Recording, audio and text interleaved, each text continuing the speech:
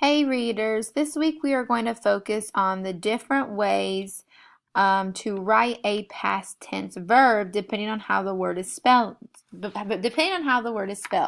So before we review the different ways of how to spell a past tense verb, let's watch a short little video about what a past tense verb is.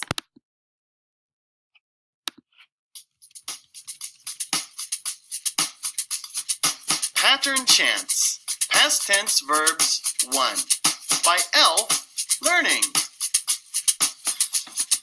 What did you do today? I dried my hair.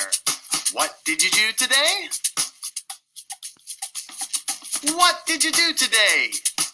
I brushed my hair. What did you do today? What did you do today? I washed my hands. What did you do today? What did you do today? I cleaned my room. What did you do today? Great! Let's do that one more time. Here we go. What did you do today? I dried my hair. What did you do today? What did you do today? I brushed my hair. What did you do today? What did you do today? I washed my hands. What did you do today? What did you do today? I cleaned my room. What did you do today? Great job! This has been Elf Learning, and we thank you very much. Alright, so if you notice in all of those sentences in the video, the verb was made past tense because it was something they had done earlier in the day. Last week we learned about the three tenses of a verb: past, present, and future. So this week we're really going to focus on how do you make a verb past tense. Remember, a verb is something you can do. You can jump, you can skip. There's different things that you can do. Last week we focused on regular verbs. Now these are the verbs where all you have to do is add ed to the end. So for example, if you take the verb watch and you add ed, you get the verb watched. So we watched the dancers on stage. These are the types of verbs we worked with last week. We were making them past tense. We added ed. But this week we're going to look at some verbs that you can't just add ed to. And the first type of verb is a verb that ends with a silent e, okay, or you call it that magic e. So if you look at the word move, or if you think of the word case, you'll notice here at the end there's an e. Well, there's no sense in adding another e if there already is an e. So for these words, all you have to do is just add the d. So you take the word move, notice it already has the e there. You add the d and now you have the word moved. They moved gracefully across the floor. Okay? Now sometimes you'll have a verb that ends in a consonant. Do you remember what a consonant is? If you said any word in the alphabet except for A, E, I, O, U, and sometimes Y can be a consonant or a vowel, you would be correct. Okay? So for example, if you look at the word carry, notice that carry has the letter R and then a Y. So you have a consonant and a Y. When this happens, you need to change the Y to an I and you add ed. So for carry, you get rid of the Y, add an I, and you have ed. So the Y is now gone and you would have ied in the word carried. One dancer carried the other. Okay? Then you have verbs that end in a short vowel and they have a consonant. So for example, right here in the word flip, that I is saying I. So it is short. Then you have P, which is a consonant. So the short vowel plus the consonant, you need to double that consonant and add ed. So for example, flip, Add another P plus an ED, you get flipped. So you've doubled the consonant plus the ED. You could do that also with the word skip, okay? So for skip, you would double what consonant? Very good. If you said P, you would be correct, and then you add the ED, okay? So if you go back to flipped, it says, then he flipped her in the air.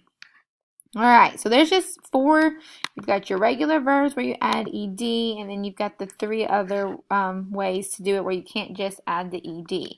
Now, there are some verbs out there that we call irregular. They're not a regular verb. Irregular verbs have to change in a special way to become past tense, okay? And here are some examples. Begin has to become began. Come has to become came. Eat, ate. You wouldn't say I eated a banana for breakfast yesterday. Say I ate, okay? Go becomes went, see became saw. Notice the spelling of the word changed, okay?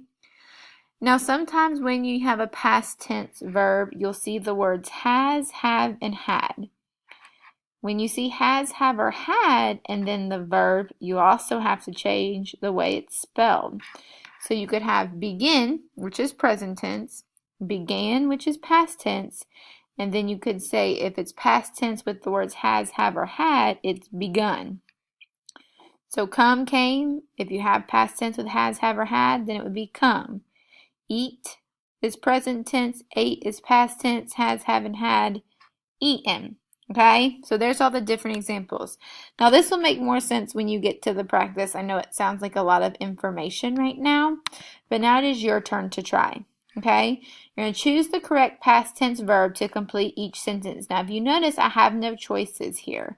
The choices are going to pop up when the question pops up. Okay, so the first sentence I have is I blank to run away.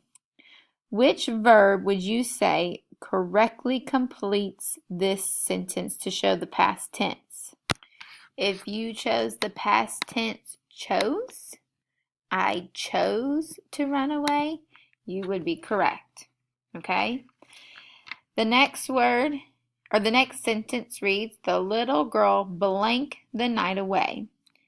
Which choice shows the correct past tense verb that would complete this sentence? If you chose the past tense danced, the little girl danced the night away, you would be correct. All right, number 3 reads, we blank to activity class. Which word shows the correct past tense verb to complete the sentence?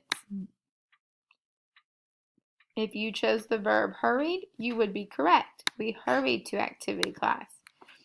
And last but not least, choose the correct past tense verb to complete this sentence. I have blank delicious brownies. If you chose the past tense made, you would be correct. Now notice, there's your have. Okay, don't let that trick you. Anytime you have, has, or had, you have to remember that it's an irregular verb. Okay? All right, good job on that practice. Now what you're going to do is you have an activity in the basket that you get to complete with a partner. If your group has an odd number, then it will probably have to be a group of 3. It is a sort. You're going to have to sort through the different cards to identify which verbs are past tense and which verbs are present tense. You're going to put them in the pocket, and this will make sense when you get it. You'll have to put them in the pocket as you sort them, and also as you sort them, you'll have a T-chart. You have a sheet that says to record the words there, so you need to record them. Now make sure you do the front and back of the sheet of paper before you turn it in. And please make sure when you turn it in, you check that your name or number is there. Okay? If you have any questions, ask your partner. This is work with a partner as long as you stay on a whisper. So use each other. 2 brains are better than 1, and you can get the work done quickly and correctly. Okay? Good luck.